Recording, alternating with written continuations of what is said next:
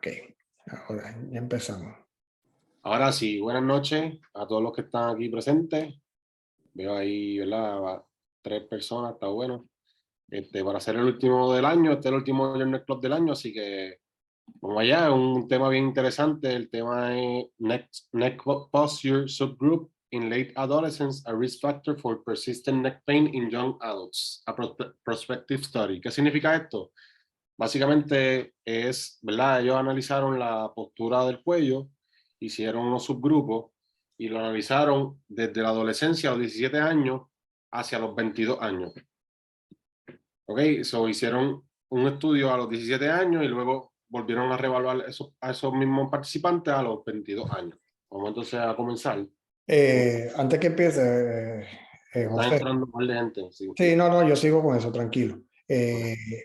Porque cogimos este tema. Este tema me lo trajo a colisión José, por eso mismo es que invité a José, porque José fue el que me envió el artículo. Así que es lo que siempre yo le he dicho a ustedes, que el que quiera hablar, cuente un artículo interesante y quiera discutirlo, las puertas de PDD Day siempre están abiertas. Y podemos hacer un Journal Club, igual que hicimos hoy otra vez, con un tema que a usted le interese. Así que este artículo, como dice José, es un artículo que es bien bueno. Y vamos a pasar a otro slide, José, para yo decirle esto y de aquí para adelante tú sigues. Ok. Ahí, ahora. Ahí. Y como siempre hemos dicho en todos los Journal Club y en todas las reuniones que siempre hemos tenido, el objeto de todos los debates o de las discusiones debe ser no la victoria sobre el contrincante, sino el aprovechamiento del mismo. Así que es bien importante eso y por eso es que les digo siempre, el que quiera aportar, el que quiera decir algo, quite el mute y obviamente pues se habla. Porque la idea es de esto, es como siempre hemos dicho en Mentorship, es intercambio de ideas y de conocimiento. Así que no estamos aquí para que José o yo estamos diciendo esto y esto es lo que hay. Y esta es la verdad. No, aquí no hay nada absoluto. Así que es bien importante eso. Ahora te dejo a ti, José. De hecho, hablando, ¿verdad?, de la verdad absoluta, pues, una de las cosas que vamos a romper aquí es posiblemente romper un mito, ¿verdad?, de que se creía que era, ¿verdad?, sobre la postura y el dolor de cuello. Así que por eso es un tema bien interesante que hemos visto y se ve mucho en las redes sociales y, ¿verdad?, en muchos otros lugares, pero estos autores se enfocaron en lo que es la postura y el dolor de cuello, que es algo que se habla constantemente en todos los lugares. Y es un mito que se puede romper y vamos a ver cómo ellos, ¿verdad?, determinan que básicamente, ¿verdad?, esto se puede analizar de otra forma. Como método de introducción, ¿verdad?, ellos comenzaron analizando cuáles son, ¿verdad?, qué es la causa del neck pain, o sea, el dolor de cuello. Ellos determinaron que habían varios factores de riesgo. Uno de los factores de riesgo es el del sexo femenino, ser de una altura bajita, tener algún, ¿verdad?, distrés psicológico o una salud mental, ¿verdad?, pobre, tener un historial pasado de neck pain, que eso lo vamos a ver cómo ellos hicieron, ¿verdad?, ese análisis en el mismo estudio, y pobre participación, ¿verdad?, o poca participación en ejercicio, y el uso constante de la computadora, que es el que mayormente vemos en lo que son las fotos, que vemos en todos lados, que es una persona sentada en la computadora con una postura forehead, rounded shoulders, ¿verdad? Y vemos que le ponen aquí los músculos y cuáles están acortados, todo eso, que, ¿verdad?, ellos ponen aquí que es un factor de riesgo. Pero, como ellos mismos dicen, esto es una condición multifactorial. Por lo tanto, no podemos decir que la única razón por la que la persona tenga dolor de cuello sea por X o Y, sino que es multifactorial. Y así van a ver que no solamente el neck pain, muchas otras condiciones son multifactoriales. Por eso es que tenemos mucho cuidado lo que nosotros vemos en las redes sociales y lo que reposteamos o, ¿verdad?, ponemos en otros lugares, nosotros mismos. Tenemos mucho cuidado de leer también esas cosas. Entonces, ¿qué se ha propuesto en muchas de las investigaciones? Es que la postura está asociada y es un factor de riesgo con el neck pain. Y yo quiero que si pueden, ¿verdad? Para hacer esto un poquito más abierto, que ustedes prendan su micrófono, si alguien tiene algún comentario que quiera hacer, que ustedes piensan sobre esta propuesta que ellos hacen aquí como método de introducción rápido, sobre muchas de las investigaciones que hablan sobre postura y que esta está asociada y es un factor de riesgo para padecer del neck pain. Alguien que desee abrir su micrófono y comentar para yo. Si alguien quiere hablar, comentar, pueden hablar por el chat. Lizaldi, ¿quieres comentar algo sobre eso? Espérate, que me puse a inventar aquí y ahora yo no sé qué rayos yo hice. En confianza, pueden abrir el micrófono sin miedo. Carlos, si quieres decir algo, yo creo que te vi entrando.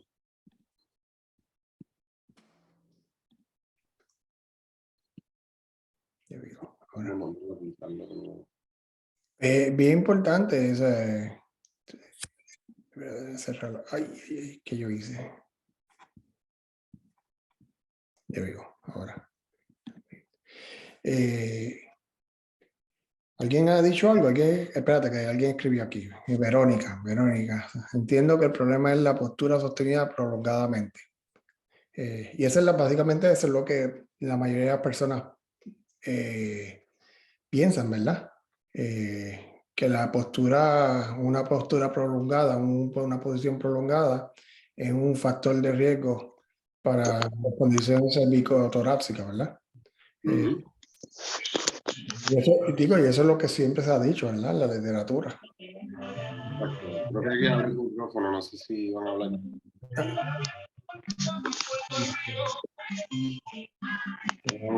Ahí, muy bien, me gusta. Vamos, seguimos. Musiquita navideña, ¿eh?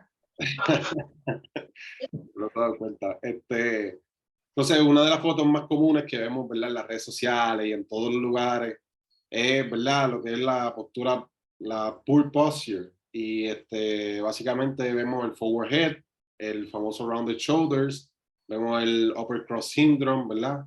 Y lo que se considera como si, ¿verdad? Que fuese un good posture, que es la que vemos en el mismo medio. Ahora, vamos a ver qué estos autores encontraron, porque va a ser bien interesante cuando ustedes vean los resultados de este estudio y lo que ellos encontraron sobre la postura y cómo se asocia al neck pain y persistent neck pain, según, ¿verdad? Va cambiando la edad.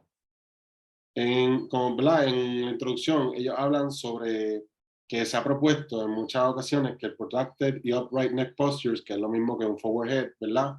Esto equivale a lo que son cargas biomecánicas en la espina, ¿verdad? Esto sensitiza lo que son las estructuras articulares y las estructuras miofaciales. Y esto, pues, el resultado es dolor. Ahora, ¿qué se ha propuesto en 3 diferentes systematic reviews que ellos mencionan, ¿verdad? Que es como sobre la evidencia cross-sectional, que tiene que ver con el sagittal spinal alignment. Sagittal spinal alignment tiene que ver con el forward head, la flexion extension. So, ¿qué ellos han dicho? No hay diferencia entre, ¿verdad? Lo que es el sagittal spinal alignment y el neck pain. O sea, una persona ha encontrado en estos 3 systematic reviews, ellos encontraron que una persona puede tener un forward head posture, pero no necesariamente va a tener dolor de cuello. En otros artículos, ellos se limitaron, ¿verdad? A medidas de la postura del cuello sin considerar el tórax y la posición de la cabeza. Y sin considerar tampoco otros factores que están asociados al neck pain. Y que dijimos como al principio, que ellos mismos mencionaron que era multifactorial. Así que no podemos enfocarnos, ¿verdad? En una sola cosa, sino que, ¿verdad? En muchos aspectos. Y van a ver que uno de los aspectos es el aspecto, ¿verdad? De la salud mental, que sí se ha estado hablando mucho a mediados, ¿verdad? De todo este año también, que ha sido bien el auge, ¿verdad? Sobre la salud mental y cómo está. Otros estudios, ¿verdad? Sistemáticos también han reportado, por ejemplo, en la edad, ¿verdad? Como un confounding factor asociado a la postura y el neck pain. Ellos utilizaron en este estudio 17 años y 22 años. Pero no habían visto otros estudios que correlacionaran eso en particular, la edad con el neck pain y el neck posture. Y ellos también, ¿verdad? Vieron en este otro estudio que adultos con neck pain pueden tener un forward head position, pero eso no estaba asociado, ¿verdad? En adolescentes. O sea, que ellos no vieron un artículo donde se hablara de adolescentes, sino que se hablaba de adultos con neck pain, realmente, y el forward head posture. Lo bueno de este artículo, la introducción es una joya. O sea, la introducción de este artículo es muy bueno. Utilizó mucha información, mucha data, y basaron esa data en por qué ellos hicieron este proyecto, este estudio, ¿verdad? Y vamos ya mismo a decir cuál es lo importante de este estudio, ¿verdad? Hay muchas cosas importantes en este estudio. Dale, sigue, José. No, ya. Otro estudio que ellos mencionan también habla del sagittal neck posture, es decir, ¿verdad? El flexion forward head posture. Ellos midieron 5 punturas distintas y entonces lo identificaron y lo dividieron en 4 subgrupos de sitting neck posture a los 17 años. Pero en este estudio, pues, no hicieron un prospectivo, no hicieron a los 22 años, no volvieron a reevaluar esos mismos participantes. So, eso es una, ¿verdad? Eso es una de las cosas que ellos miraron y dijeron, espérate, aquí hace falta algo. Y como mismo lo estábamos diciendo, es multifactorial. Sexo, altura, peso, frecuencia de ejercicio, depresión. Y ellos no tomaron en consideración esos factores que se consideran que son importantes. Como ellos mismos mencionan, ¿ves? Los estudios prospectivos están escasos, básicamente. Eso es lo que ellos quieren, ¿verdad? Relatar en la introducción, que para poder justificar por qué ellos hicieron el estudio de la manera que lo hicieron. Los estudios prospectivos, ¿verdad? Que hablaban, han encontrado que los adolescentes, donde la postura del cuello estaba en extremo, en un ángulo extremo de forward head, estaban un riesgo mayor de padecer de un upper quadrant pain. Todo se asocia, ¿verdad?, a la misma teoría que siempre ha existido, ¿verdad? En otro estudio, pues se utilizó, ¿verdad?, una población de masculina, eran pocos sujetos y por lo tanto, pues ellos no pudieron, ¿verdad?, diferenciar entre masculino y femenino. So, ¿verdad? El upper quadrant pain no lo pudieron diferenciar, aunque utilizaron la división de los subgrupos, pero no pudieron diferenciar entre neck pain en masculino versus femenino, que se ha visto que es un confounding factor también, que el sexo como tal. Los resultados de estos diferentes estudios, ¿verdad?, sugieren que posturas extremas, como ya hemos repetido en varias ocasiones, presenta un factor de riesgo para neck pain. Ahora, queremos ver qué ellos hicieron y que ellos establecieron como propósito del estudio. Como propósito del estudio, ellos dicen, this study aimed to determine if subgroups of sitting neck posture identified at 17 years of age were risk factors for neck pain at 22 years, independent of other potential risk factors. Ellos intentaron, ¿verdad?, que el sitting neck posture, ellos dividieron estos participantes en subgrupos, en 4 subgrupos, que los vamos a ver ya mismo. Y ellos determinaron si el tener neck pain a los 17 años, sitting neck pain a los 17 años, representaba un factor de riesgo para tener neck pain a los 22 años, independiente de otros posibles factores de riesgo que estuviesen relacionados con ese neck pain, ¿verdad? Pero en el mismo estudio, ellos utilizaron diferentes métodos para entonces unir esos potential risk factors que pueden entonces en lo que podríamos decir que afectar lo que sería el estudio, porque, ¿verdad? Como ya hemos dicho, es multifactorial. So, si nos basamos en lo que ya habían hecho otros estudios, que es simplemente ver lo que era el sitting exposure en 17 años y a los 22, pues técnicamente no estábamos como quiera mirando lo que eran los otros posibles riesgos, ¿verdad? Factores de riesgo. Y ahí es donde ellos se enfocan en esos otros posibles factores de riesgo para entonces poder hacer una separación de esos posibles factores de riesgo multifactoriales y entonces separarlos de lo que es el sitting neck posture como tal y cómo está relacionado el neck pain.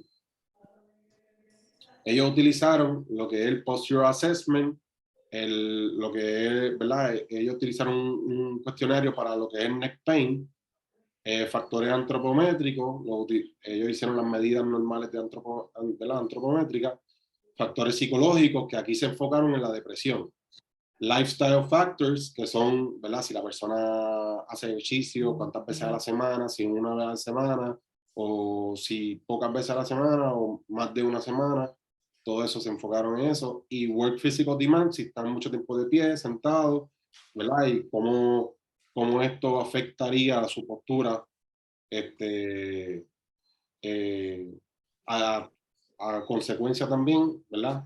O en adición a la postura que te mantiene sentado. Bien importante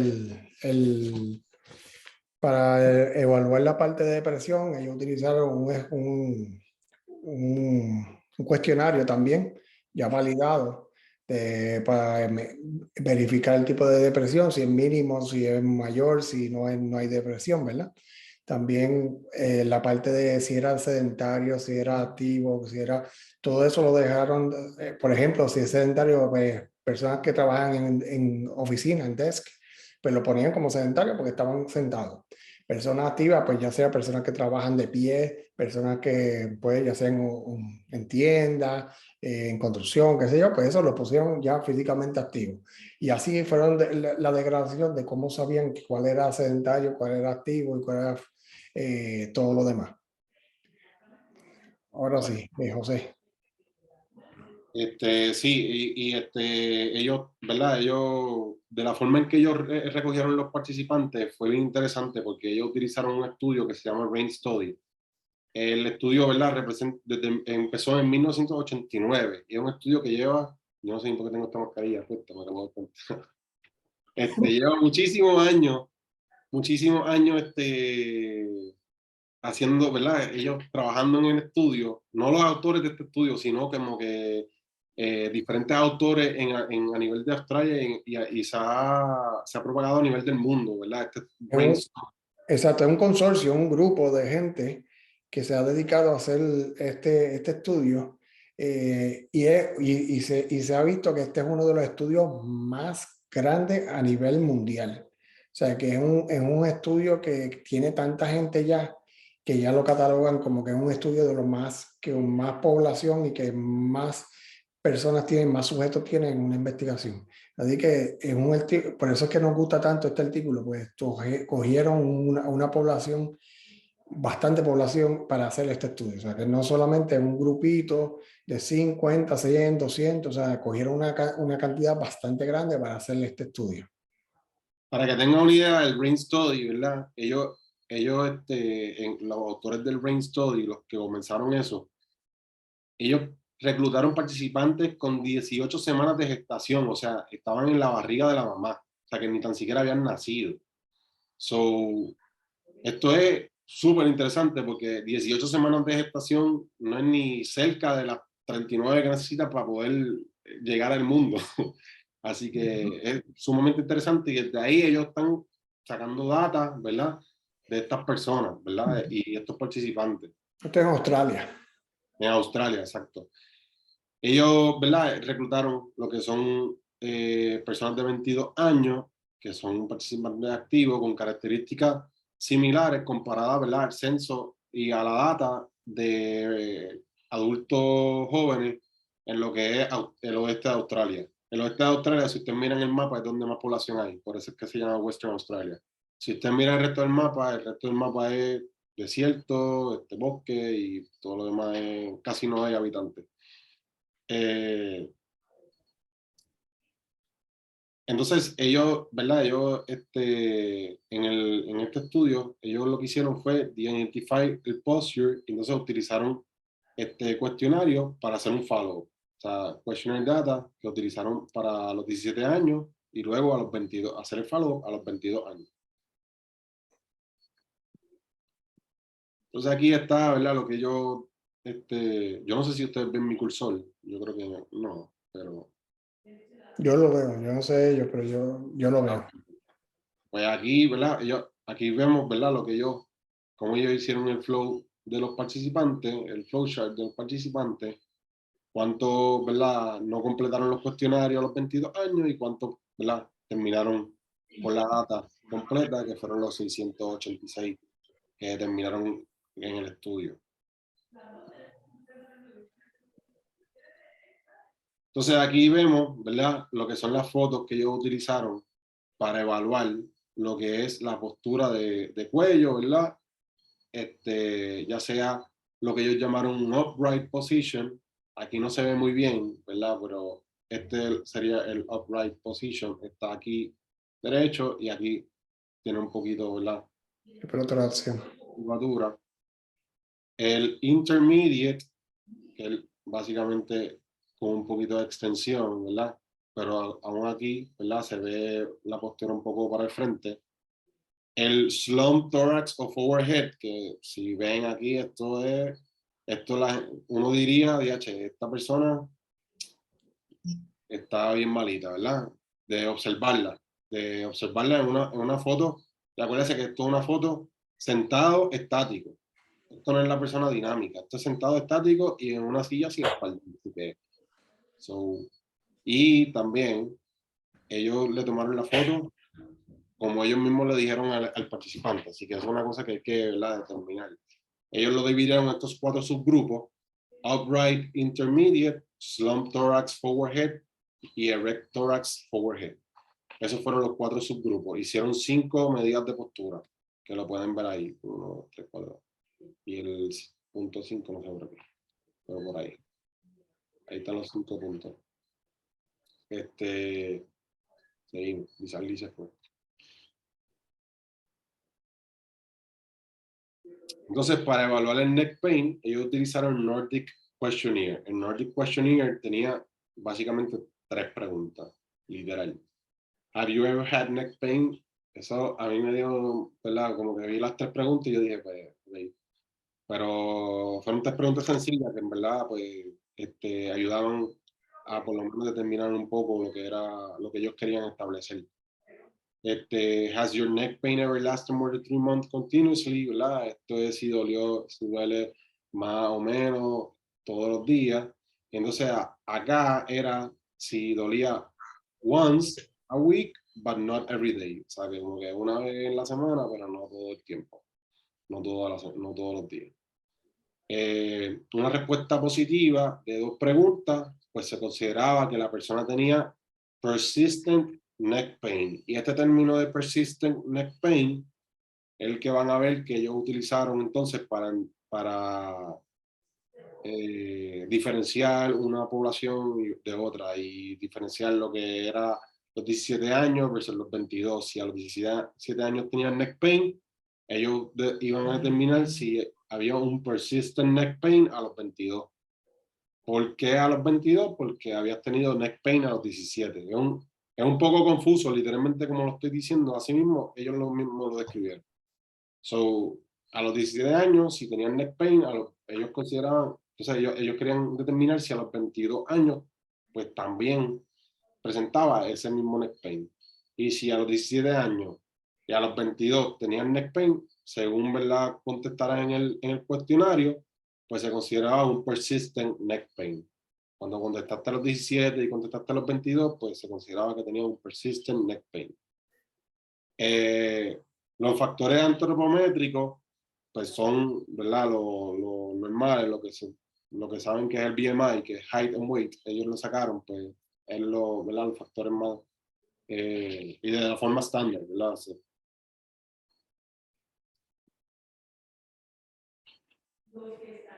Si quieren más información del Nordic Musculoskeletal Questionnaire, pues pueden buscar más información, ¿verdad? El neck pain es una de los renglones. Ellos cortaron el Nordic Questionnaire y, ¿verdad? Utilizaron solamente el área de neck pain. Pero el Nordic Questionnaire hace una comparación entre low back, neck, shoulder y, ¿verdad? General complaints. So, también incluye otras áreas, el questionnaire como tal. En los factores psicológicos, que como estaba diciendo Lizardi, ellos utilizaron lo que se conoce como el Beck Disability for Youth, y esto era para, ¿verdad?, hacer un assessment de lo que es la depresión, ¿verdad? Una examinación de lo que es la depresión.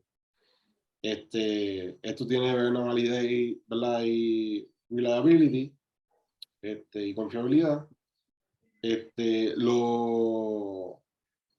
O sea, la puntuación estuvo distribuida entre nada de depresión o mínima depresión y entre aquellos con un poco de depresión, depresión moderada o depresión severa, ¿verdad? Dependiendo de lo que ellos contestaran, pues ellos caían en el renglón, según lo que contestaban. Entre los factores, ¿verdad?, de diario, como les mencioné un poco por encima, pues ellos determinaban lo que eran las horas de trabajo y cuántos ejercicios hacían en su tiempo libre. Ellos, ¿verdad?, lo que hicieron fue que separaron estas contestaciones entre once per week or less versus those who exercise more than once per week. So, si hacía ejercicio una vez en semana o menos de eso, en realidad era nada. O si hacía ejercicio más de una vez en semana. Que ahí ellos terminaron entonces lo que eran los lifestyle factors. Y los work physical demands, pues ellos lo dividieron entre sedentario, standing, physical work y heavy manual work. La misma palabra lo dice, pues si es physical work, pues plomería o ¿verdad? Cualquier cosa que sea physical work, y heavy manual work, pues son, ¿verdad?, todo lo que se considera, ¿verdad?, equipo pesado y todo eso. Si está todo el tiempo de pie, ¿verdad?, puede ser un cajero, alguien en el supermercado, que trabaja en el supermercado cobrando tanto tiempo de pie, o una persona sedentaria, pues sería la secretaria, la típica secretaria, ¿verdad?, o el típico estudiante, que son ustedes, ¿verdad?, son estudiantes, están muchas de las horas estudiando y tienen que sacar tiempo para hacer ejercicio por eso mismo, para evitar el sedentarismo. Pero esa era la población que ellos determinaron que era sedentaria. Algo que le iba a mencionar, si como buenos terapeutas físicos que van a ser y que somos, si, ¿verdad?, los que ya son terapeutas físicos con licencia, pues el ejercicio es bien importante. O sea, que si usted, ¿verdad?, no saca de su tiempo para hacer ejercicio y no conoce, no hace los ejercicios que le va a demostrar luego a los pacientes, pues se les va a hacer un poco complicado después. Aunque puede entender la anatomía, puede entender todo, pero es un plus el poder hacer los ejercicios y luego poder explicárselo a los pacientes. Un tip aparte que me vino a la mente. Eso es un detalle importante cuando uno esté trabajando con los pacientes. Bien importante cuando uno le explica los ejercicios es saber dónde uno lo va a sentir. O sea, qué es lo que va a sentir, cómo lo va a sentir. Y la única forma, no, esos dos libros no te lo dicen, es haciéndolo. O sea, porque muchas veces el paciente te pregunta, ¿lo estoy haciendo bien? Lo siento aquí. Y tú te quedas como que, ok, si yo no lo he hecho, ¿cómo yo voy a saber si está haciéndolo bien o si está haciéndolo mal, ¿verdad? En sentido de, no del la biomecánica, sino también en lo que siente, cómo se está activando los músculos, ¿verdad? Y por qué siente en un lado, por qué siente en el otro lado y esas cosas, pues tú tienes que saberse explicar. Pero para saberse explicar, además de tener buena labia, como yo digo, para que te crean, también que tú sepas, lo sientas, ¿verdad? Que tú sepas sentir los ejercicios. Y eso es bien, pero bien importante lo que dice José. Es importante y porque lo he visto. O sea, hay pacientes que, por ejemplo, hacen un clamshell y lo sienten en otro lado, y cuando modificas, ¿verdad? A poner la postura correcta de las piernas, todo eso, acomodar las piernas de la forma correcta, ahí lo sientes donde se supone que, donde tú como clínico quieres que lo sientas.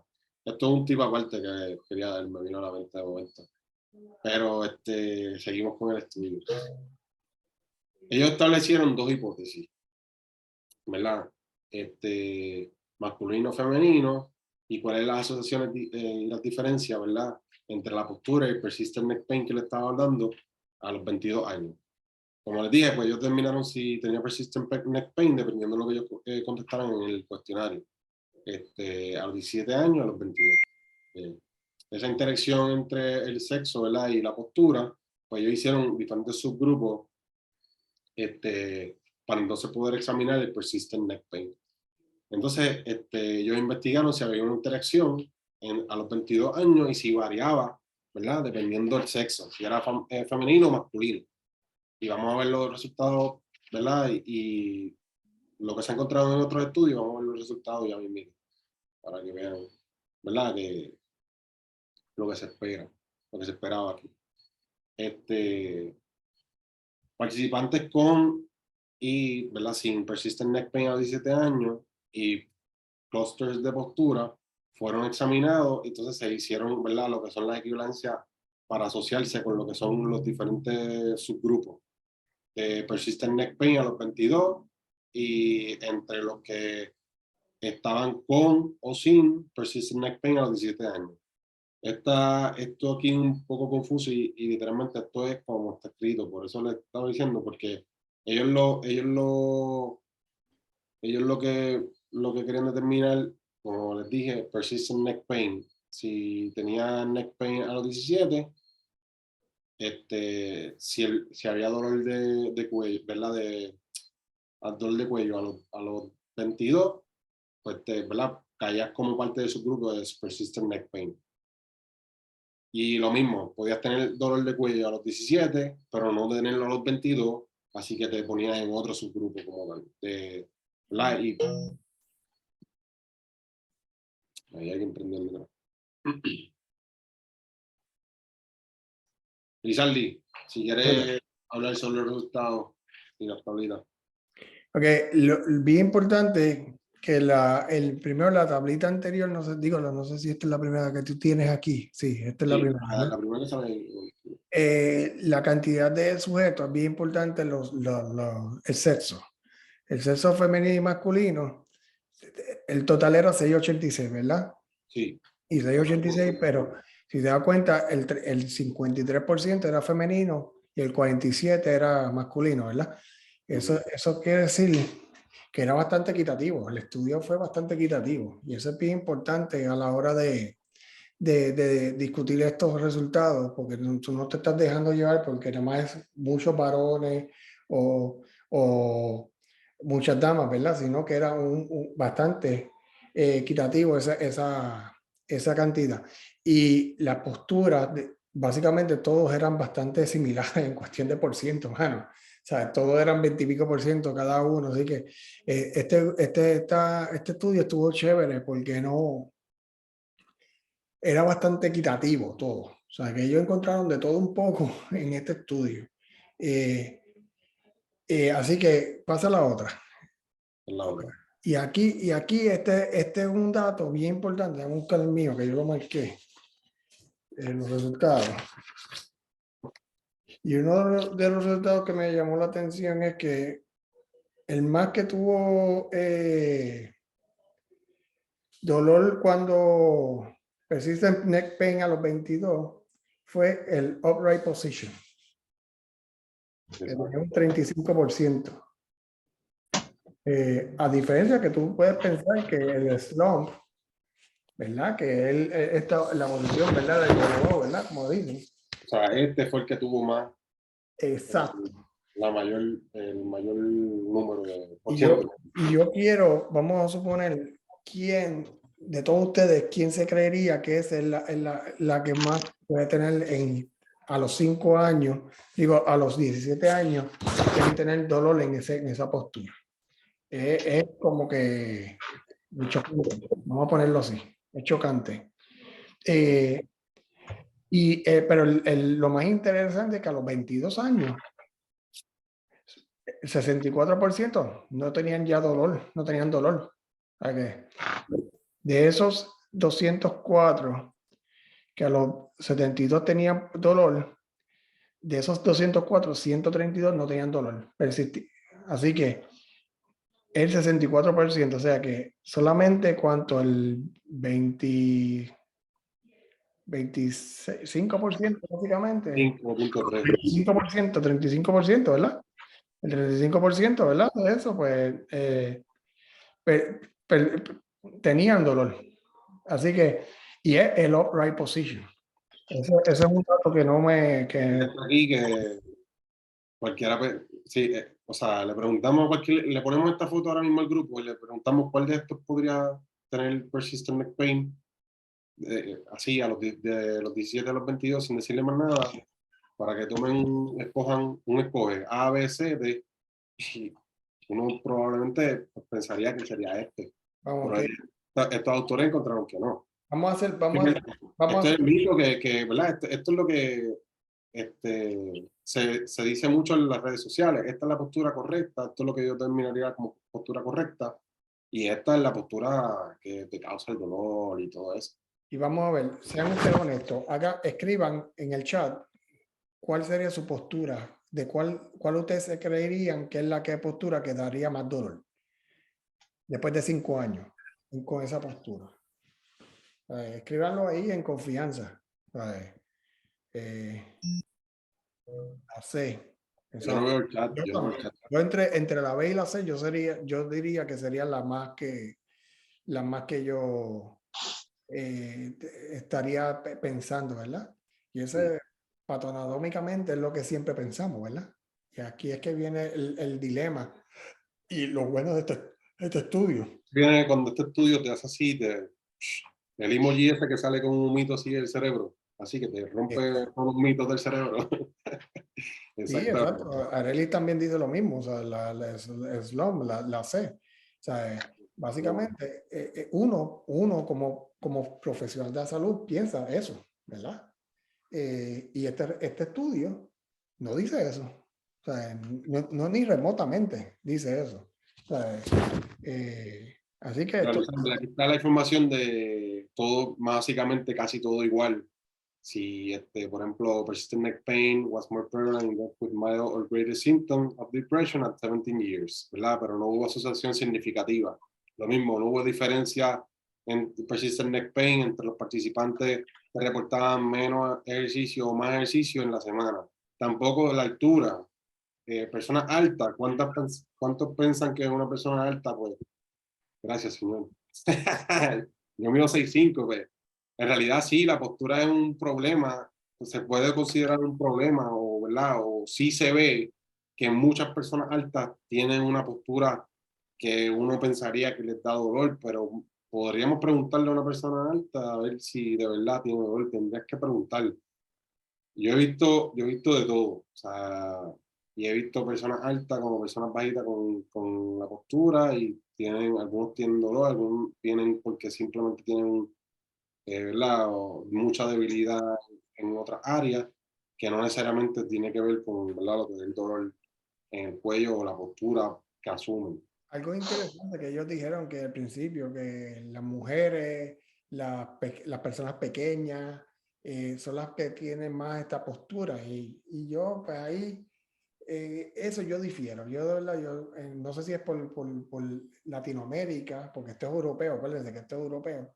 La postura de las mujeres latinas, y digo yo pensando acá, pequeñas, yo no pienso que sean tanto slump, que no tengan el slump posture. Yo pienso que eso ocurre más en personas altas.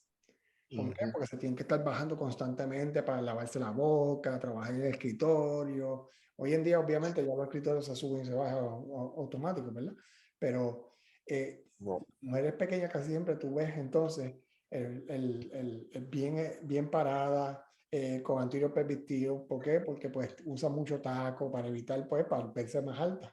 Eh, Volvemos. Esa es mi percepción a nivel de Latinoamérica. O sea, yo no estoy diciendo que esto sea la realidad porque yo no he buscado ningún artículo que diga la postura en Latinoamérica comparativa a la postura en Europa, ¿verdad?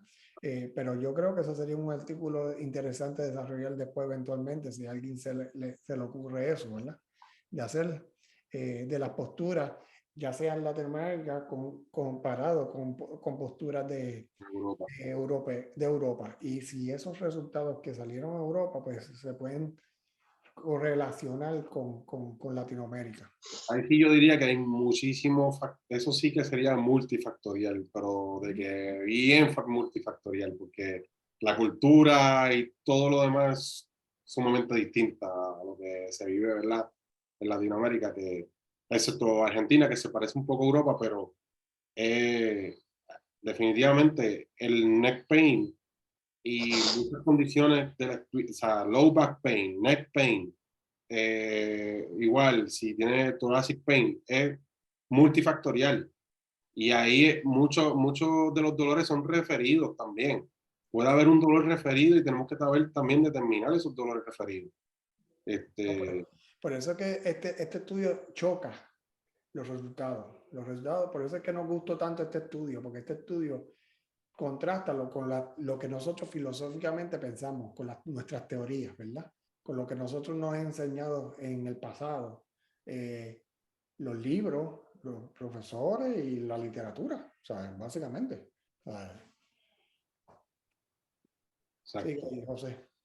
El último punto, como ven aquí, ¿verdad? Determina que los participantes, ¿verdad? Que son más pesados, a los 17 años, tenían slightly lower odds para padecer de persistent neck pain a los 22.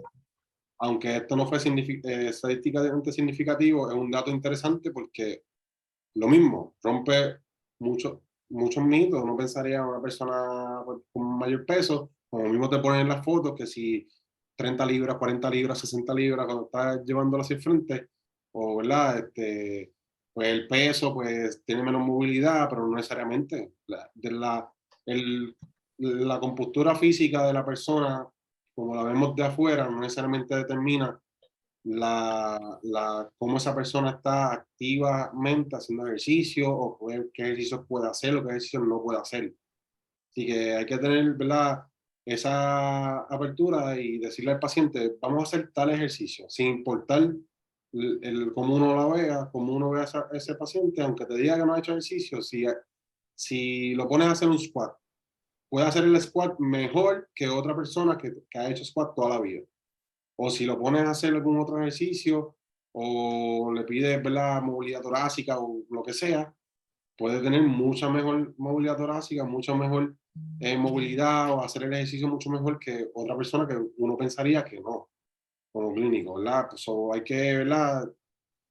Todo paciente es individual. Y eso también es importante aquí, que por eso es que ellos sacaron y desglosaron todos esos factores multifactoriales que ellos sacaron, la depresión, el ejercicio, cuánto trabajaba, dónde trabajaba, cuánto esfuerzo, y entonces lo compararon entonces con el neck pain, porque si lo dejaban nada más con el neck pain, pues simplemente sabían que el estudio no iba a tener mucha validez en ese sentido.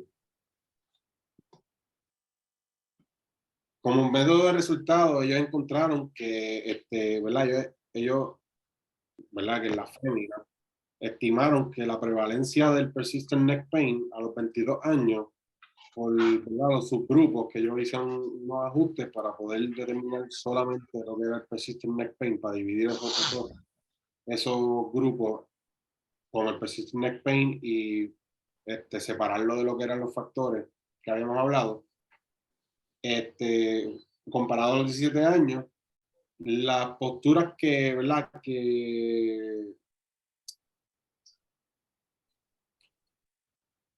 la postura que mayor persistent neck pain les causó era precisamente la upright.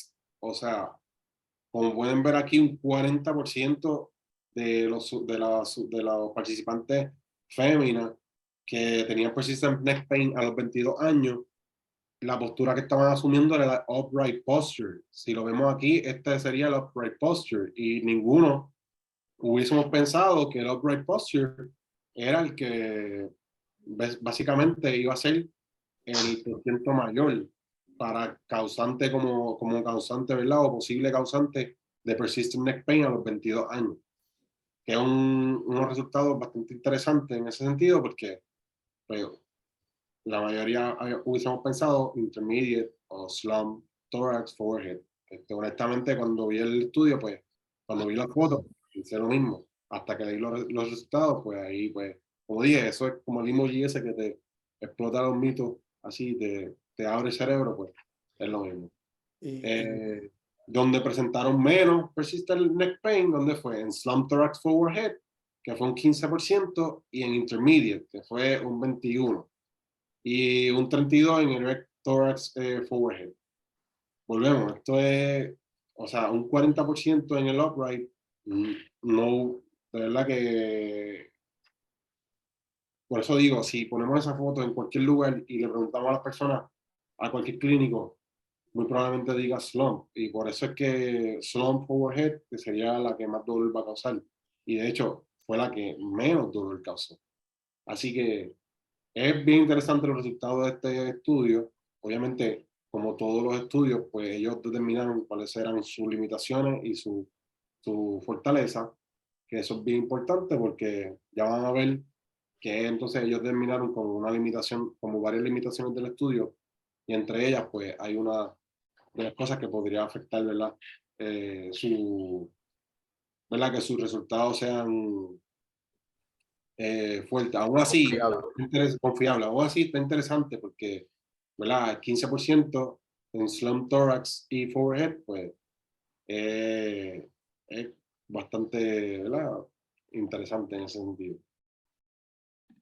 Comparado con el upright, como ya dijimos, pues slump thorax forehead y el intermediate, como vimos acá, pero obtuvieron menos odds al presentar resistant neck pain a los 22 años y no hubo evidencia de que hubo un decreased odd, ¿verdad? De direct thorax y forehead subgroup.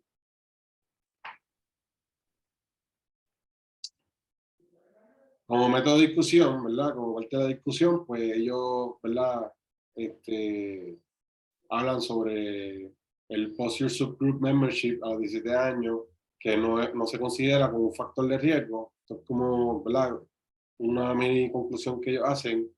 No es la conclusión completa, sino como que ellos determinan que el posture subgroup a los 17 años no representaba un factor de riesgo para tener persistent neck pain a los 22 años en varones, pero sí en las féminas. Como vimos, ¿verdad? Pues las mujeres pues tenían un mayor por ciento de persistent neck pain, que era un 53%. Sí, en este estudio, pues ellos determinan que hubo unos hallazgos nuevos, que se consideran nuevos, ¿verdad? Que pueden ser utilizados para crear otras investigaciones. Una de ellas es que el Sitting Neck Posture Subgroup, ¿verdad? Lleva una diferencia entre lo que es el riesgo de neck pain entre hombres y mujeres. Aquí está el factor del sexo. Así que es importante, ¿verdad? Que si en otro estudio hacen un estudio similar, pues que el sexo sea algo que ellos determinen. Obviamente, pues, como estaba diciendo Lizardi, en caso de ellos, pues se trata de mujeres y hombres que son de Australia, pues en el caso de acá, pues sería hombres y mujeres, ¿verdad? Por decirlo así, de Puerto Rico. Hay que entonces también tener en cuenta otros factores también que podrían afectar. Pero se podría también utilizar los mismos factores de riesgo que ellos utilizaron, más o menos de la misma forma que se hizo el estudio, se podría hacerlo acá. Con estudios previos, habían limitaciones en lo que era el subgrouping postural, ¿verdad? Y lo que era el accounting para otros factores. Eso lo hemos mencionado. Y este estudio, pues básicamente, al incluir todos esos factores de riesgo, pues, ¿verdad? Permite que entonces otros autores que tengan ideas de recrear este estudio, de volver a hacerlo o de hacer un estudio similar, pues entonces tomen en cuenta todos esos factores porque ya vimos que el neck pain no es solamente neck pain, sino que es multifactorial. ¿verdad? También vimos, ¿verdad? El estudio encontró que el persistent neck pain a los 17 años representaba un factor de riesgo para el persistent neck pain a los 22 años. Esto es, ¿verdad? En los participantes y la población que ellos utilizaron, ¿verdad? Como dije, pues si se utiliza en Puerto Rico hay que ver, quizás los resultados cambian un poco en este sentido, y ahí tendríamos que hacer un estudio para eso. Aquí, pues, ellos, básicamente todo se repite, ¿verdad? Ellos repiten mucho lo mismo, ¿verdad? Encontraron que la fémina, ¿verdad? Con lo que era el slump thorax forward head, pues presentaba, ¿verdad? Menos dolor y eso, ¿verdad?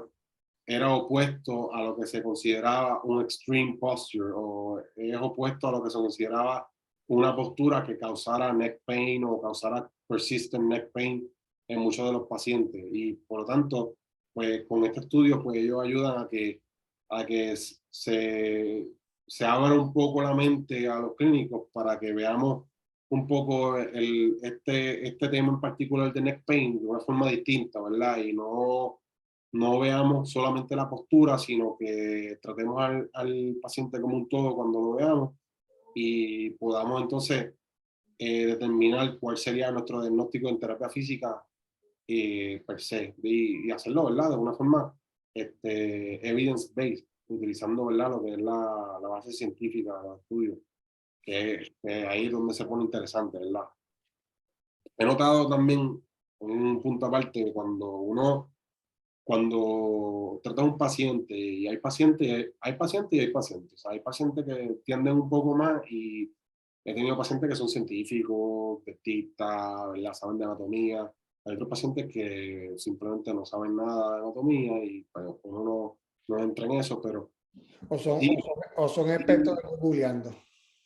sí, ¿cómo? Perdón. O son expertos googleando. Exacto. Sí, Son tienen expertos googleando, el doctorado. pero cuando uno les trae un estudio y les dice, se ha encontrado que ¿verdad? Hay estudios que dicen que hay tal cosa, ¿verdad?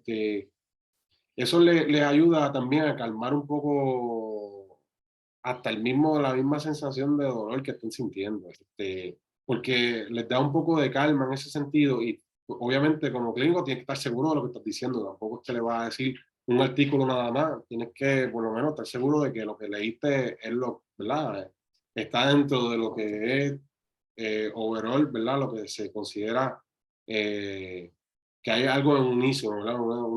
Algo en unísono, pero cuando uno le dice, en tal artículo eh, se encontró tal y tal cosa, y eso nos ayuda también a veces a calmar un poco esos ánimos, porque como mismo sabemos, a veces llegan y me dicen, no, tengo mucho dolor de cuello, todo esto aquí, tengo espasmos aquí, todo esto lleno de espasmos, todo esto lleno de espasmos.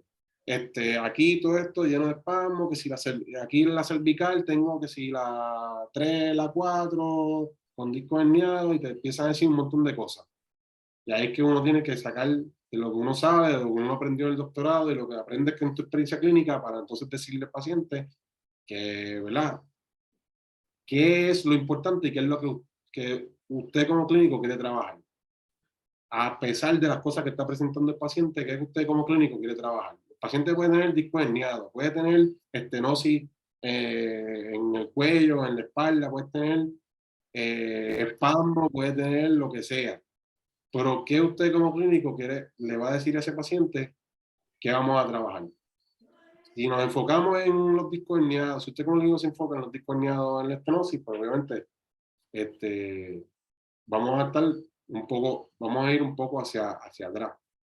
Pero si nos enfocamos entonces en lo que el paciente está presentando y lo que el paciente nos dice, ahí vamos a entrar a otro aspecto.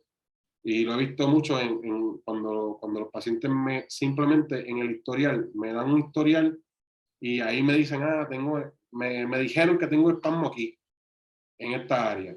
Y yo, pero vamos a ver, cuando le hacemos pruebas de fuerza muscular, tú ves que eso tiene todo el área de la estabilizadores de la escápula débil. Empiezan a hacer ejercicio, fortalecen, mejoran el dolor. como hay pacientes y como todos los pacientes son individuales. Esto es un ejemplo en particular. Pero lo que les quiero traer es que vean el paciente como un todo, que no se enfoquen solamente en, como estamos viendo aquí, que esto es un buen estudio para romper el mito de enfocarse solamente en la postura. Ah, no, es que yo siempre he estado de esta manera, yo creo que la postura es lo que a mí me ha chavado. Vamos a ver, vamos a hacerte una evaluación primero, vamos a ver cómo está esa fuerza muscular, cómo está la movilidad. No necesariamente, ¿verdad? Y ahí podemos entonces ayudar al paciente a que también disminuya un poco esos ánimos. También hay que hacerle preguntas de estresores. Particularmente tuve una paciente esta semana pasada que la evalué hace 2 semanas con espalda baja. No tiene que ver con dolor de cuello, pero sí con espalda baja. En uno de los tratamientos que le estaba dando, me dice, no, que si mi hermano está en un home, lo tuvieron que internar porque él es paciente de salud mental y pues cada vez que lo voy a visitar me causa un estrés brutal y ¿sabes? Me causa un estrés. Y ella llegó cojeando, ella llegó casi con dolor de espalda baja, It's pero 9 cojeando. o'clock.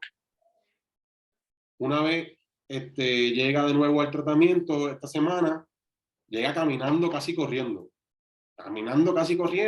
y tú sabes, súper feliz, contenta y yo le digo, ven acá, ¿y cómo está todo? ¿Qué ha pasado? Cuéntame. Y de una vez sabía que tenía un estresor detrás y le pregunté sobre el hermano, ¿cómo está el hermano? Que es un aspecto también de hacer rapport con el paciente. Cuando ella me dice, no fui a visitar a mi hermano ayer, ni lo pienso visitar hoy. Y eso me ha causado una tranquilidad y hoy me siento sumamente bien. Hice mi ejercicio por la mañana, no tengo dolor. ¿Y cómo uno se explica como clínico que la semana pasada, 2 semanas, tenía un dolor casi 10 de 10 y 2 semanas después, una semana y media después, al quitar un estresor de su vida, termina diciéndome que no tiene nada de dolor? Es un factor psicológico, ¿verdad? Que estaba afectando. So, hay que verlo en toda la información, ¿verdad? Tratar de sacarle la mayor información a los pacientes, porque a veces los pacientes también no se acuerdan de las cosas o no nos dicen todo. Así que eso es bien importante. Y este artículo literalmente rompe esos mitos de la postura y el neck pain y todo lo que está relacionado, ¿verdad? Con lo que es el neck pain. Ahora vamos a ver que ellos añaden otras cosas y al final vemos lo que son las fortalezas y debilidades, que son bien importantes porque aquí yo, probablemente muchos de ustedes están pensando, pero ¿y qué pasó con el tórax? ¿Qué pasó con los músculos erectores de la espina? ¿Qué pasó con el alineamiento, ¿verdad? Cómo con fotos nada más nos dejamos llevar, ¿ves? Así que vamos a ver que ellos determinan, ¿verdad? Como factores de limitaciones y fortaleza un poquito más adelante. Ahora, ya me invito. Luego de hacer este punto y aparte, continuando, ¿verdad? Ellos también determinaron una diferencia en lo que son el aspecto psicológico, hormonal y psicosocial, ¿verdad?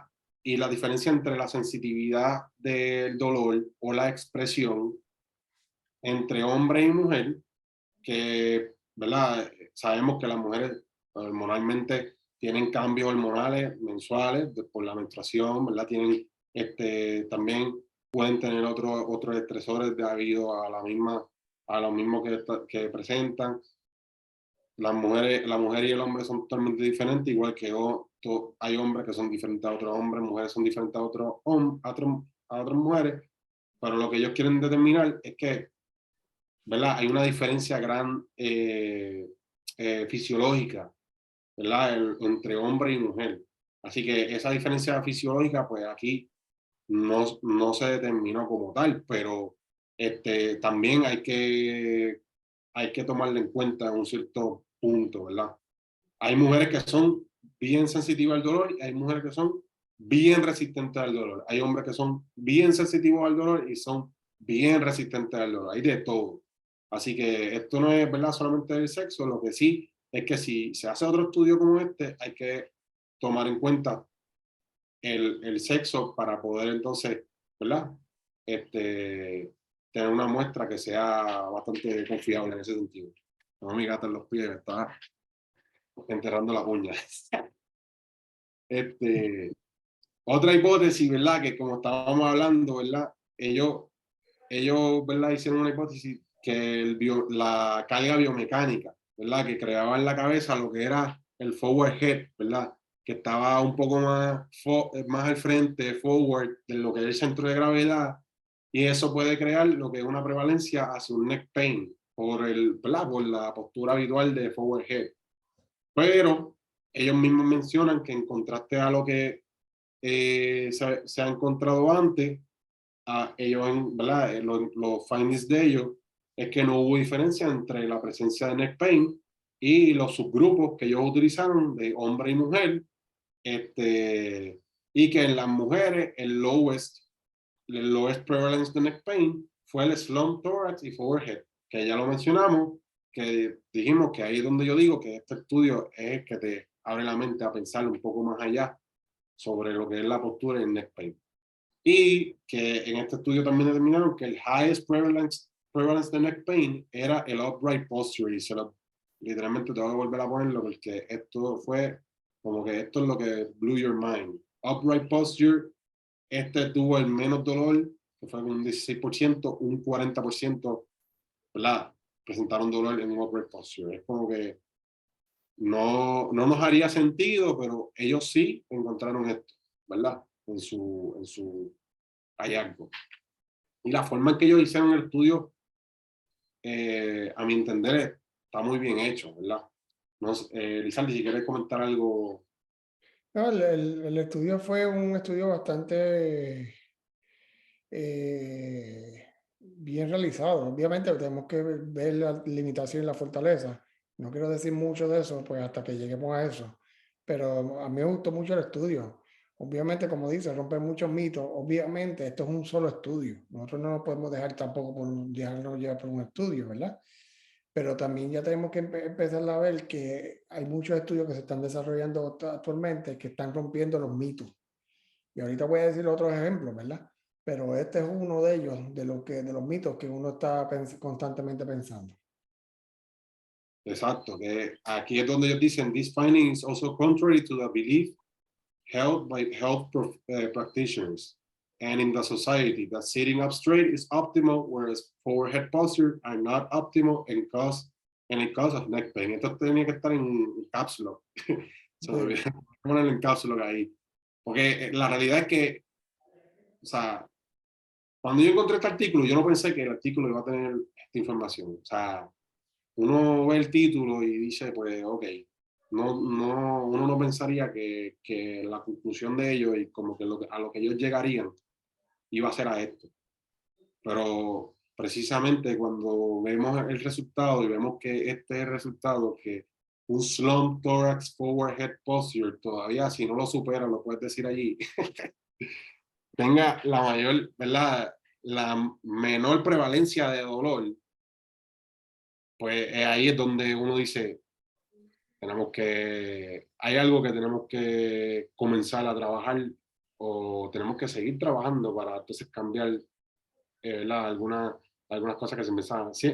Siempre, ¿verdad? A través de las décadas y las generaciones, siempre hay mitos que se rompen y lo mismo en terapia física se han roto un montón de mitos, ¿verdad? Y ahí Lizardi podría decir, porque, pues, pero esto es lo más interesante de este artículo. Y aquí, como le estaba diciendo, pues ellos no determinan, ¿verdad? Ellos no. Esto puede ser especulativo, lo que ellos explican aquí, pero ellos dicen, ¿verdad? Como que hay un factor que está relacionado con el thoracic upright posture, ¿verdad? Comparado al slump thorax forward head posture. Y es que está asociado a una actividad mayor de los erectores de la espina, que están, ¿verdad? Se insertan en lo que es la espina cervical. Y por lo tanto, ¿verdad? La espina cérvico-torácica tiene mayor cantidad de cargas en lo que son en las inserciones multisegmentales. Por lo tanto, ellos, ¿verdad? Determinan que esto puede ser uno de los factores, ¿verdad? Que determine sus resultados. Pero obviamente, pues no lo están llevando allá, más allá. Para esto tendrían que utilizar un EMG y hacer otros estudios para poder determinar, ¿verdad? Más a fondo. Pero ellos sí lo comentan como especulativo, o sea, ellos ponen speculative, por eso mismo, porque ellos están asumiendo, ¿verdad? ¿Verdad? En su conclusión, en un cierto modo, que esto podría ser un factor que haya, ¿verdad? En comparación con lo que es el thoracic upright posture, ¿verdad? Lo mismo, ¿verdad? Ellos también vuelven a mencionar, ¿verdad? Y dicen muscle pain of the upper thoracic erector spine may develop as a consequence of sustained low force to maintain extended posture. So, técnicamente, ¿verdad? Repiten lo mismo que dijeron acá, ¿verdad? El upper thoracic erector spine, por estar en una, intentar estar en una postura, es un sustained low force, ¿verdad? Para mantener esa postura extendida. Y pues, ellos dicen, pues, eso es como que una de las cosas, podría ser una de las consecuencias.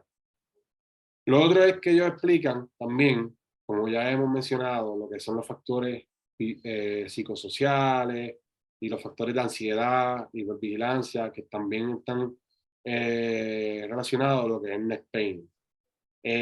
También lo que son los factores biopsicosociales, así que si se acuerdan de Lipsia, pues el modelo biopsicosocial, pues ahí es que, ¿verdad? Ellos entonces mencionan eso, pero dicen que other biopsychosocial factors not measured in the study, como lo que son las respuestas al estrés o la alteración del dolor, secundario a lo que era una lesión previa en el cuello, también pueden ser predictores a lo que es el neck pain. So, ellos tampoco consideran si la persona había tenido un injury anteriormente en el cuello, que eso también podría ser un factor que puede causarle neck pain y puede causarle entonces un persistent neck pain.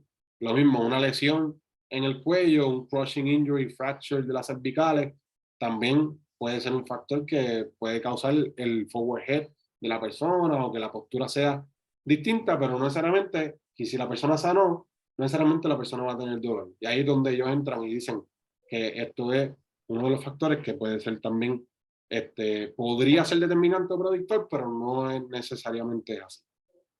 Otra especulación que ellos hacen, que, ¿verdad? Es que ellos dicen que la variabilidad en la postura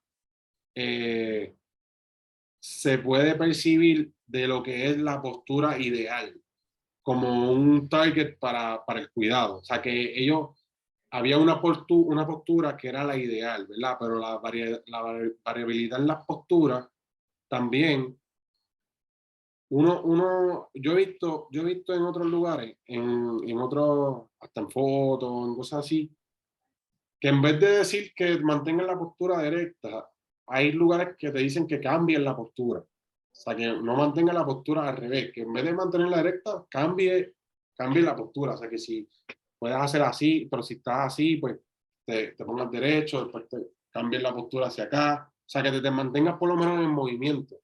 Y como nosotros somos expertos en el movimiento, sabemos que eso, el movimiento es lo que nosotros trabajamos constantemente con los pacientes. Así que al nosotros ver un paciente que está en una sola postura, no necesariamente que el paciente diga, no, que yo tengo esta sola postura, el paciente puede estar moviéndose constantemente y cambiando de postura y aún así presentar el dolor en el neck, o sea, el neck pain. Ahora vamos a la fortaleza y debilidades del estudio. Ellos mencionan una sola fortaleza y es que ellos dividieron estos participantes en subgrupos de postura. Posture subgroups, ellos hicieron un análisis del sexo específico, que como les dije, pues eso es bien importante según los datos que ellos revelan, ¿verdad? Y lo que ellos encontraron, porque esto puede tener, ¿verdad? Un confounding factor, puede ser el sexo y todos los demás. También yo considero un strength del estudio el aspecto que ellos consideran multifactorial, que ellos utilizaron lo que es el lifestyle factor, work demand, todo eso lo utilizaron como parte del estudio. O sea que una limitación del estudio fue que 30% de los participantes no hicieron follow-up. Sin embargo, a pesar de eso, no hubo diferencia entre el baseline ni el follow-up de estos participantes que no, ¿verdad? Entre los participantes que sí estuvieron en el estudio y los participantes que no hicieron follow-up, del estudio. Así que en el baseline, a los 17 años, cuando estaban todos los participantes, ese 30% no fue un factor que diferenció o que hizo alguna diferencia en lo que fueron los resultados. Porque aún así, en el baseline, los resultados eran los mismos, básicamente. Otra limitación del estudio era la captura de la postura, la medida de la postura. Ellos utilizaron fotos y ahí es que viene el slide anterior, este slide, ¿verdad? Que dice sobre la musculatura, ¿verdad? Que eso no lo podemos ver aquí en una sola foto, porque una foto es estática. Esto no estamos evaluando al paciente en movimiento, no estamos evaluando al paciente, ¿verdad? Haciendo sus actividades diario vivir.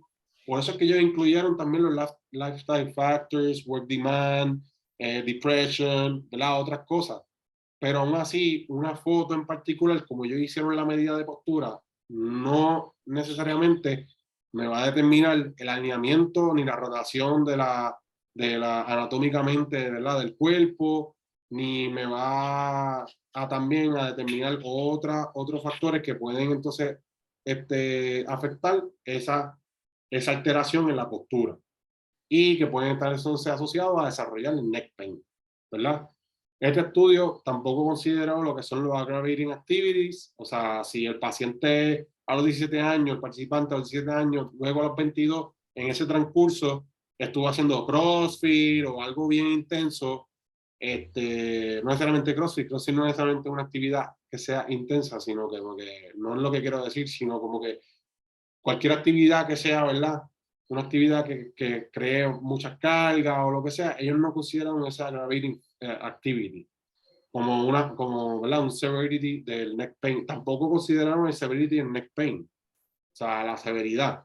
Ellos solamente le preguntaron si tuvieron neck pain y de ahí determinaron entonces el persistent neck pain, pero no determinaron si hubo severity en el neck pain o cuánto era la severidad. O sea, severidad es preguntarle, por ejemplo, una escala base de 1 al 10 para saber si 10 es que tenemos que ir a hacer la emergencia o 1 que es casi nada, Sí, nada. que eso puede ser factor, porque puede ser que solamente el 40% de los upright tenían dolor, ¿verdad? Persistente, pero sabría que era un dolor persistente bien bajito, pero los que tenían slump era un número bajito, pero era un dolor más alto. O sea, Exacto. y ahí pues es un dilema, ¿verdad? Pues, o sea, si tú me dices, pues tú tienes un dolor persistente, pero es un 3 de 10, pues es un dolor mínimo. O sea, es un dolor que tú puedes tolerar, pero si estás en un 6 de 10, un 7 de 10 en el slump, pero son menos los pacientes, pero son más severos, pues entonces ahí hay un factor que hay que verlo, ¿verdad?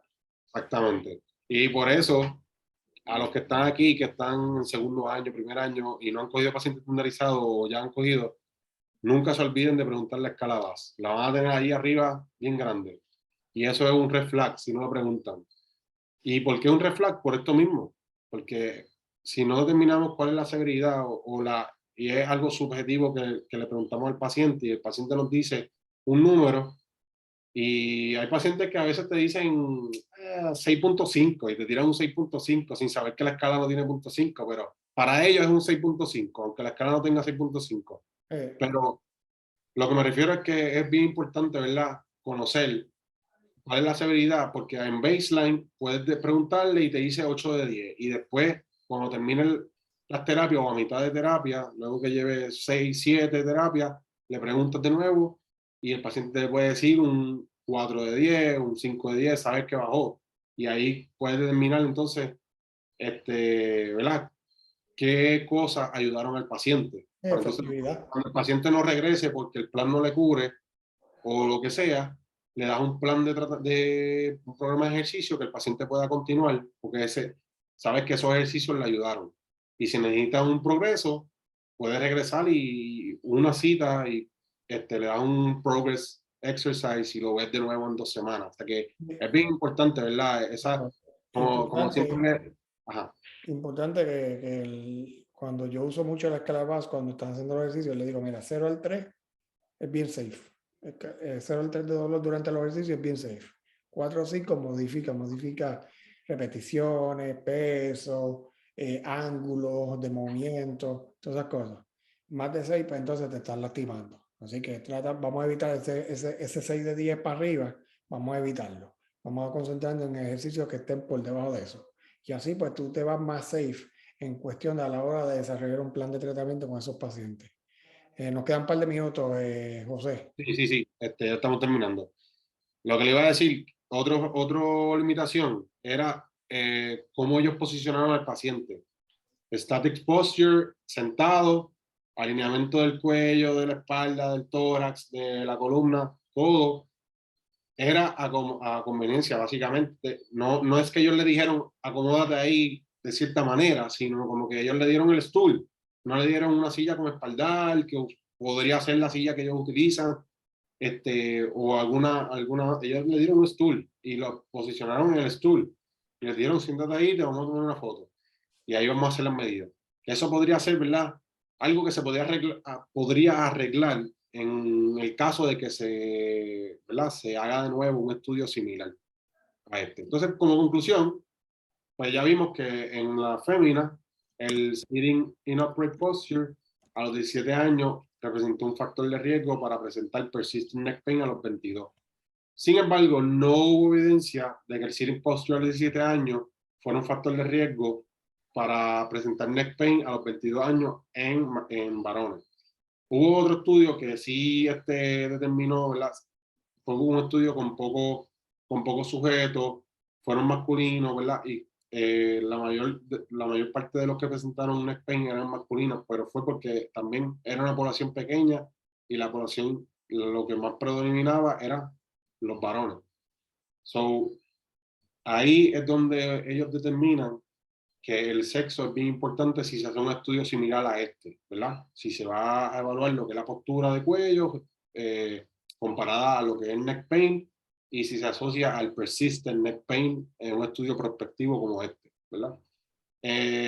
Adicional a eso, hubo un historial previo de neck pain, esto aumentaba el riesgo de lo que es el persistent neck pain a los 22. Ahora, ellos ponen una oración y eso la puse en caps lock, dice, the results question the practice of generic population-based posture education to sit up straight for the prevention of neck pain. Y esta es básicamente el resumen, esa última oración resume el artículo completo. Es lo que ellos quieren básicamente en per se encontraron y fue lo que ellos concluyeron, esa es la conclusión completa del artículo. Y ya hemos terminado por hoy. Llevamos un par de minutitos, macho. Tiramos ahí un par de minutos. Ahora. Ya se está acabando el tiempo, ¿verdad? De aquí. Sí, pasa a la otra, para otro slide, ¿verdad? Al último, ahí estamos. Primero tenemos que desearle, primero gracias a José, ¿verdad? Por el tiempo, por buscar este tema, este artículo que está sumamente interesante. Volvemos. Este no es para decir, mira, esto es lo que hay ahora y esto es lo que se va a hacer ahora, ¿verdad? Tú pararte derecho, pues no es lo correcto. No estamos diciendo eso. Pero no necesariamente tiene que ser el factor primordial que el slump o la postura que teóricamente se decía que era incorrecta, pues no es puede ser la causa del problema. Como yo siempre he dicho a los pacientes, no existe una postura correcta. No existe. No existe una postura que sea la que tú digas, mira, esta es la correcta. Cada persona es diferente, cada persona es un factor diferente, porque por ejemplo, una dama, y tenemos que decirlo así, el busto puede ser un factor que puede producir dolor de espalda y dolor de cuello. Y yo he mandado a operar gente a reducir busto y se le ha mejorado 75% el dolor, para no decir 100%. Y me han ido a mi oficina y me han dado las gracias porque pues me dijeron, mira, mano, de verdad, el cambio fue completamente diferente. Algo tan sencillo como eso, ¿no sabes? Y no significa que la persona tenía una mala postura, ¿no? La persona era normal, lo que pasa es que tenía tanto peso en el busto que le estaba produciendo cargas y tenía que sobreutilizar los músculos posteriores de este cervicotorácico, ¿verdad? Algo tan sencillo. Y eso pasa, miren, la espalda baja hoy en día ya se está hablando de cuál es la forma correcta de o recoger el objeto. Antes era que tenías que doblar rodillas, tenías que ponerte, y hoy en día ya están diciendo que eso no es válido, o sea, que eso cada persona es diferente. Hay un estudio bien curioso que yo tengo por ahí, que es sobre el stoop lift versus el squat y el semi squat. Y en ese estudio ellos encontraron que el stoop lift, para que tengan una idea, es como hacer un deadlift. Básicamente es la teoría de que si te doblas y tratas de estirar los hamstrings de pie, tocarte la punta de los dedos del pie, te va a causar disco herniado, bla, bla, bla, o que es la causa mayor de las cargas en la espalda, pues ellos terminaron que no, que el stoop lift era el que menos carga y el que menos energía requerían los participantes al levantar alguna caja o alguna carga. Y lo importante ahí es que esto es algo funcional. Deadlift, squat, son funcionales y son cosas que vemos ahí en las redes sociales a veces y la gente con un montón de peso y son cosas que le podemos hacer, o sea, pedir al paciente que haga porque son ejercicios funcionales. No necesitan una barra con 600 libras ni Sí, nada de eso. con dumbbell Porque pueden eso, hacerlo, con kettlebell lo pueden hacer, con sí, sí, bulto. pero que el paciente no va a hacer eso en la casa. Si es una persona mayor, no va a hacer eso en la casa, pero una persona mayor que se pueda doblar por lo menos en un squat position, un semi squat, o que pueda hacer, ¿verdad? Recoger algo del piso, etcétera. Eso es un plus para ellos. Y en ese estudio encontraron que el stoop lift era el que menos carga y el que menos, ¿verdad? Por eso mismo es que dicen que el hacer deadlift es uno de los mejores ejercicios para la espalda. Lo que pasa es que lo hacen mal y se lastiman. Es mecánica. Otro estudio que salió ahora es también de la disquinesia escapular. O sea, siempre se ha dicho que la disquinesia escapular es una causa de posible dolor de hombro y ya se está encontrando que pacientes que tienen disquinesia escapular no necesariamente son las causas o podría causar dolor de hombro. Así que son todos esos mitos que están saliendo hoy en día que están diciendo de que cada persona es diferente, no hay nada absoluto. Parece que se lo he dicho a ustedes que no hay nada absoluto en la ciencia y en terapia física. Cada persona es diferente y dependiendo cómo tengamos ese paciente, de acuerdo a la sintomatología, de acuerdo a sus actividades físicas y sus factores biopsicosociales, pues todo eso se desarrolla un plan de tratamiento. Así que ese es el borderline de este Journal Club, ¿ok? Algo más, José, que decir.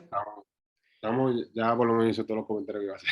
Sí, no, se le agradece a José por su tiempo, ¿verdad? Y a ustedes por estar aquí. Felicidades de corazón por esta Navidad, ¿verdad? Y que tengan muchas cosas buenas, y que obviamente mucha salud para este año nuevo. Si Dios quiere, ya el año que viene hay muchas cosas nuevas. Vamos a hacer si Dios quiere, ya tenemos casi cuadrado el simposio. Va a ser en marzo, si Dios quiere. Entre este mes, el mes que viene, vamos a dar ya todos los detalles oficiales. Pero vamos a darlo. Van a ser 6 conferencias. Va a ser un día, va a ser todo el día, de 8 a 4. Y son 6 conferencias de diferentes temas. Estamos hablando desde pediatría, amputaciones, acomodo, hombro, rodilla, espalda, Telemedicina, ¿verdad? ah, Henry iba a hablar de telemedicina, algo así. telemedicina, telehealth. Así que tenemos un montón de temas. Y si Dios quiere, vamos en enero, febrero. Pienso traer un ortopeda para hacer un journal, algo virtual de gratis. Así que vamos a ver cómo lo podemos hacer. Estamos tratando de cuadrar eso. Eh, Así que, Areli, ¿cuál simposio? El simposio de PT Today se llama. Va a ser en marzo, si Dios quiere. Estamos ya cuadrando ya el local. Eh, eh, no quiero dar muchos detalles porque obviamente repite nombre, el de PT Today, el simposio de PT Today de nosotros. Son todos los que pertenecen al PT Today van a dar una charla, ya sea solo o en pareja. ¿Por qué lo hicimos así? Porque queremos que el primer año todos estemos allí, ¿verdad? Juntos. El año que viene ya tenemos otro formato completamente diferente que va a ser súper cool. El formato ya lo puedo estar diciendo desde ahora, si Dios quiere, si se da. es tener un ortopeda, cirujano ortopeda, vamos a hablar de un tema y vamos a tener un terapeuta físico hablando de la rehabilitación. Va a ser presencial, va a ser presencial, no va a ser online, va a ser presencial, va a ser en Puerto Rico, va a ser área metropolitana, lo más seguro. Estamos cuadrando todo eso. No quiero dar muchos detalles, volvemos, porque todavía no tengo la luz verde de decir los detalles, pero eventualmente yo creo que entre estas 2 semanas, dentro de 3 semanas, vamos a terminar y vamos a dar esos detalles. Así que, y yo creo que espero que los apoyen y que nos den la oportunidad de hacerlo. Es algo diferente, ¿verdad? Queremos hacer algo diferente. Vamos a traer 5 personas de Estados Unidos, o sea, de terapistas puertorriqueños que estamos de parte de PT Today. Son Albaceda, que está en Filadelfia, con la unidad más grande y mejor de amputados. Ella da clase también en la Universidad de Temple, la clase de amputados. La doctora Benedetto era profesora de la Universidad de Drexel, se retiró ahora mismo. Ella trabajó con pediatría y ella trabaja también con motor control. Ella va a hablar de pediatría con Misael. Henry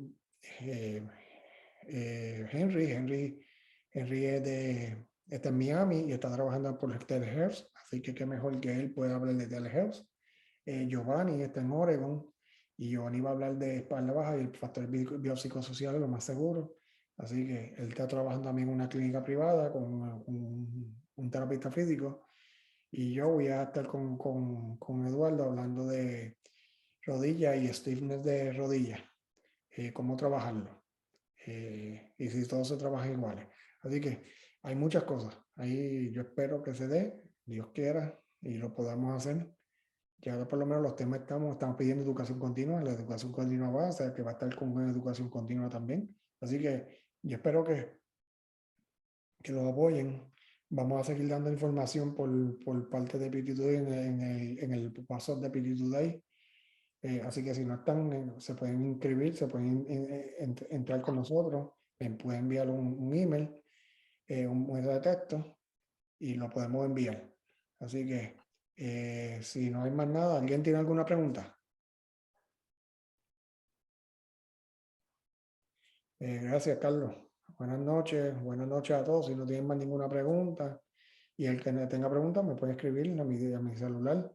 El 309-513-1484, 309. Déjame escribirlo aquí por si acaso. Ya, sí, yo no vi el chat en toda la... ¿Ah? Que no vi el chat en toda la presentación. Sí, no. Nombre, cuestionario, cuello. ¿Me preguntó eso? Areli, está preguntando. Nordic Questionnaire. Pero también hay ahora. Lo buscamos rapidito. Cuestionario. Nordic Questionnaire. Sí. Questions. Es de cuello, pero Nordic ellos cogieron las preguntas de Nordic. cuello. Sí, Nordic Questionnaire. Nordic. Ellos cogieron las preguntas de cuello, pero utilizaron también, porque ese cuestionario es completo de otra área. O sea, que coge los back pain, shoulder, pero ellos utilizaron solamente las preguntas de cuello. Ok. Bueno, Nada. si no tenemos más ninguna pregunta, se lo agradezco a todo corazón y pues buenas noches a todos, ¿verdad? Y nos vemos pronto. Si cualquier pregunta nos lo pueden escribir por la página o por Facebook o por WhatsApp. Así que se las quiere y gracias. Se cuidan. Buenas noches.